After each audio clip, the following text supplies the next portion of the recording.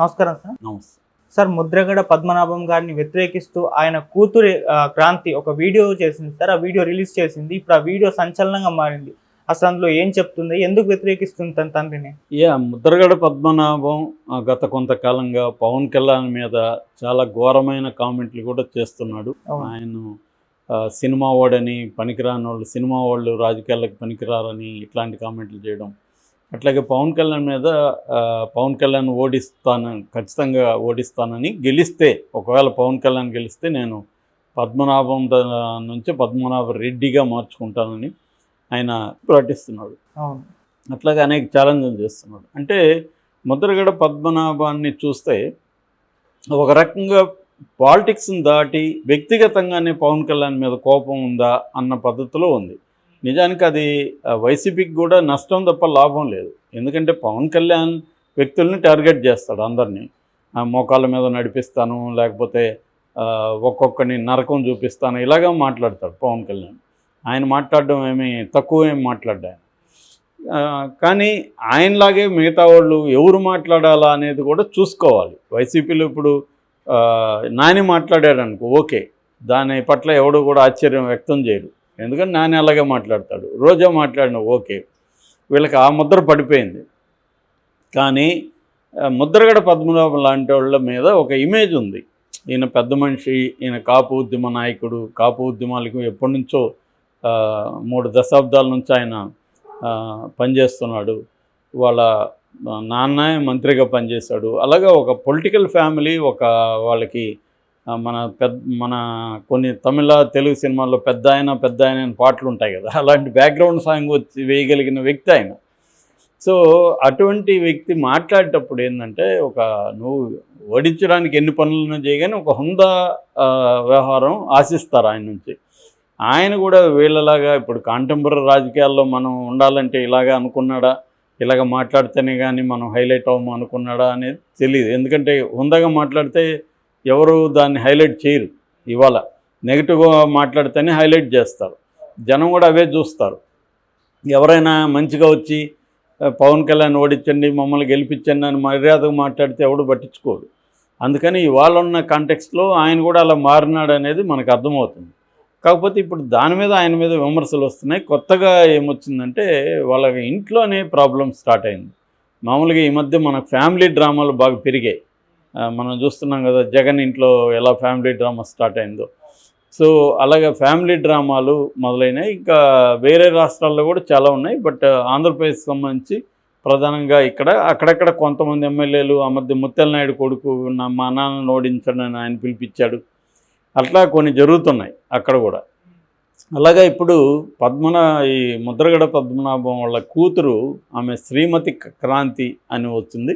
ఆమె ఒక వీడియో పెట్టింది. ఆ వీడియో ఇప్పుడు వైరల్ అవుతుంది. ఆ వీడియోని ఇందాక చూశాను నేను. ఆ వీడియోలో ఏం చెప్తుందంటే, మా నాన్న పవన్ కళ్యాణ్కి వ్యతిరేకంగా ఒక విచిత్రమైన స్టేట్మెంట్ ఇచ్చాడు. పవన్ కళ్యాణ్ ఓడితే తన పేరు మార్చుకుంటానని. అట్లాగే ఆయన పవన్ కళ్యాణ్ వ్యక్తిగతంగా టార్గెట్ చేస్తున్నాడు. ఇదంతా కూడా పవన్ కళ్యాణ్ తిట్టడం కోసమే వైసీపీ మా నాన్నను వాడుకుంటుంది, ఆ తర్వాత మా నాన్నను పక్కన పెట్టేస్తుంది అనేది ఆమె ప్రధానంగా. అంటే వాళ్ళ నాన్న మీద కంటే కూడా వైసీపీ మీదనే ఆమె ఫోకస్ చేస్తుంది. మా నాన్నని వైసీపీ వాళ్ళు ఆడుకుంటున్నారు అనేది ఆమె చెప్పింది. సేమ్ మనం జగన్ది చూస్తే కూడా, మా చెల్లెలు మంచిది, మా చెల్లెల్ని చంద్రబాబు రేవంత్ రెడ్డి నాకు వ్యతిరేకంగా ఆయుధంలాగా వాడుకుంటున్నారు అనే విషయాన్ని ఆయన కూడా చెప్పాడు. ఈమె కూడా అదే టెక్నిక్లోనే మాట్లాడింది. నిజానికి అంత పెద్ద ఆయన, అంత పరిణితి ఉన్న ఆయన జగన్తో పోలిస్తే ఈయన అనుభవంతో లేదు జగన్ది. సో ఇలాంటి కాంటెక్స్ట్లో ఈయన తెలియకుండా జగన్కి ఉపయోగపడతాడా, జగన్ అనుకుంటే ఈయన ఉపయోగించుకోగలడా? ఈయనకి ఇంకా అంతకంటే అనుభవాలు ఉన్నాయి కదా. సో ఆయన ఏది చేసినా ఆయనకే ఆపాదించాలి తప్ప, అది ఆయన అవమానించినట్టే ఒక రకంగా. ఎందుకంటే మా నాన్నని జగన్ ఉపయోగించుకుంటున్నాడంటే, మీ నాన్న ఉపయోగపడితేనే కదా ఉపయోగించుకున్నాడు. మీ నాన్నకు కూడా ఏదో హామీలో ఏదో దొరుకుంటేనే కదా ఆయన చేస్తాడు. లేదు ఆయనకి కక్ష అన్నా ఉండాలి, తెలుగుదేశం కూటమిని ఓడించాలనేది అన్న పర్సనల్ అజెండా అయినా ఉండాలి. అవి లేకుండా ఎందుకు మీ నాన్న మాట్లాడతాడు? సో క్లియర్గా ఏంటంటే, ముద్రగడ పద్మనాభానికి తెలుగుదేశానికి ఎప్పుడూ పడదు. ముద్రగడ పద్మనాభం కుటుంబాన్ని తెలుగుదేశం చాలా ఘోరంగా అవమానించింది. తుని సంఘటన అప్పుడు కూడా ముద్రగడ పద్మనాభాన్ని అరెస్టు చేయడం, వాళ్ళ ఇంట్లో వెళ్ళి వాళ్ళ స్త్రీలను కూడా కించపరిచే విధంగా పోలీసులు డీల్ చేయడం, ఇవన్నీ ఎప్పటి నుంచో జరిగాయి. దానివల్ల ముద్రగడ పద్మనాభం అనేక సార్లు ఎక్స్ప్రెస్ కూడా చేశాడు. ఆ తర్వాత పవన్ కళ్యాణ్ రంగంలోకి వచ్చాడు. పవన్ కళ్యాణ్ కాపులకి ఏదో చేస్తారని కాపు నాయకులంతా కూడా నమ్మారు బిగినింగ్లో. కానీ రోజు రోజుకి పవన్ కళ్యాణ్ మొత్తం కాపు ఓట్లను తీసుకెళ్ళి చంద్రబాబు సీఎం కావడం కోసమే చేస్తున్నాడు. ఇతనికి ఎందుకో జగన్ అంటే పడదు కాబట్టి జగన్ ఓడించడం ఏకైక లక్ష్యం తప్ప ఇంకేం ఆలోచించట్లేదు పవన్ కళ్యాణ్. కాపులకు కూడా ఆయనేమి మేలు చేసే పరిస్థితి లేదు అన్న విషయాన్ని కాపు నాయకులు గ్రహించారు చాలామంది. సో అందుకనే పెద్ద పెద్ద కాపు నాయకులు ఎవరు పవన్ కళ్యాణ్ వెనక లేరు. ఉన్నవాళ్ళు కూడా బయటకు వచ్చేస్తున్నారు. సో ఈ కాంటెక్స్ట్లో ఏంటంటే ముద్రగడ పద్మనాభాన్ని జనసేనలోకి ఆహ్వానించడానికి అక్కడ వెళ్ళి కలిశారు అక్కడ లోకల్ నాయకులు. పవన్ కళ్యాణ్ ఇంకొక 2 రోజులు మీ ఇంటికి వచ్చి ఆహ్వానిస్తారన్నాడు. పవన్ కళ్యాణ్ వెళ్ళలేదు. ఆయన పాపం 1-2 months వెయిట్ చేశారు పెద్ద ఆయన. మేబీ ఆయన ఈగో హర్ట్ అయి ఉంటుంది. సో నేను ఇంత కాపుల కోసం 3 దశాబ్దాలుగా పనిచేస్తున్నా, అనేక ఉద్యమాల్లో ఉన్నాను, జైలుకి వెళ్ళాను, నన్ను కనీసం అతను మర్యాద కనీసం కాల్ చేసి నేను రాలేకపోతున్నాను లేకపోతే వస్తాను కనీసం కాల్ చేసి మాట్లాడడానికి ఏముంటుంది. సో పవన్ కళ్యాణ్కి ఉన్న ప్రాబ్లం ఏంటంటే అతను తన పార్టీలో కావచ్చు, తనతో కూడా కావచ్చు, తనకంటే పెద్దవాళ్ళని ఎవరిని పెట్టుకోడు, తన కంట్రోల్లో ఉండేవాళ్ళే ఉండాలి. అందుకని నాగబాబు, నాదెండ్ల మనోహర్ తప్ప ఇంకే నాయకుడు కూడా అక్కడ మనకు కనబడ్డు. ఉన్నవాళ్ళందరూ తన కంట్రోల్లో ఉండాలి. ఇది చాలాసార్లు ఆయనతో పనిచేసి బయటకు వచ్చిన వాళ్ళు కూడా, రాజు రవితేజ లాంటి వాళ్ళు కూడా చెప్పారు.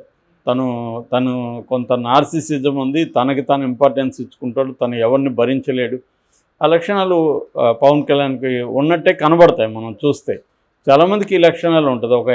ఒక ఇన్సెక్యూరిటీ ఫీలింగ్ ఉంటుంది. ఆ ఇన్సెక్యూరిటీ మామూలుగా ఆఫీసులో అయినా, ఈవెన్ సినిమాలో నేను చాలామంది డైరెక్టర్లను చూశాను, తెలివైన కుర్రాళ్ళని అసిస్టెంట్ డైరెక్టర్లు పెట్టుకోవడానికి వాళ్ళు జంకుతారు.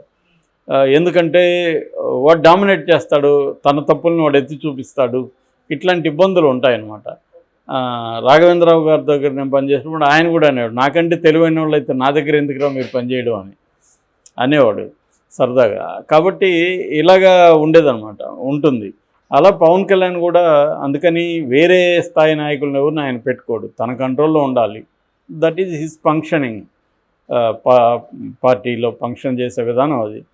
జగన్, చంద్రబాబు ఇలాంటి వాళ్ళు అట్లా, వాళ్ళకి ఆ ప్రాబ్లమ్స్ లేదు, వాళ్ళు పెట్టుకోగలరు. వాళ్ళతో కూడా ఎలా డీల్ చేయాలో తెలుసు. అందరినీ కంట్రోల్ చేయాల్సిన అవసరం లేదు, కొంతమందికి గౌరవం ఇచ్చి కూడా పార్టీలో నడుపుకోవచ్చు.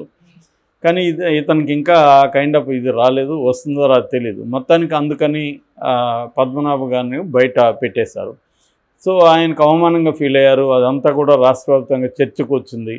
సో దాని నుంచి అతను ఈ అన్కండిషనల్గా, అంతకుముందేమో కండిషన్లు పెట్టాడు.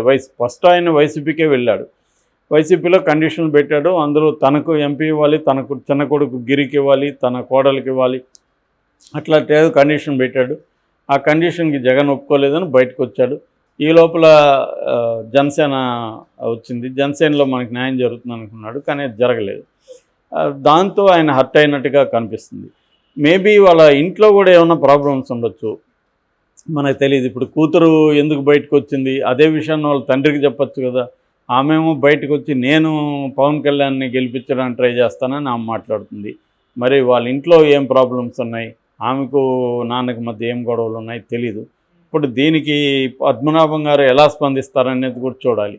మేబీ ఆయన కూడా నాకు తెలిసి జగన్లాగే నా కూతుర్ని వాళ్ళు తప్పుదారి పట్టించి నాకు వ్యతిరేకంగా ప్రయోగిస్తున్నారు అనే ఆరోపణే చేస్తారు నాకు తెలిసి. అంతకంటే ఏం చేస్తారు, కూతురు మీద ఆరోపణలు చేయలేరు. కూతుర్ని వీళ్ళు మాయ చేసి ఇలాగా నాకు వ్యతిరేకంగా చేస్తున్న నాన్ని డైరెక్ట్గా ఎదుర్కోలేక ఇట్లాంటి పిరికి పొంద చర్యలు చేస్తున్నారు అనేది ఆయన మాట్లాడతాడు ఖచ్చితంగా.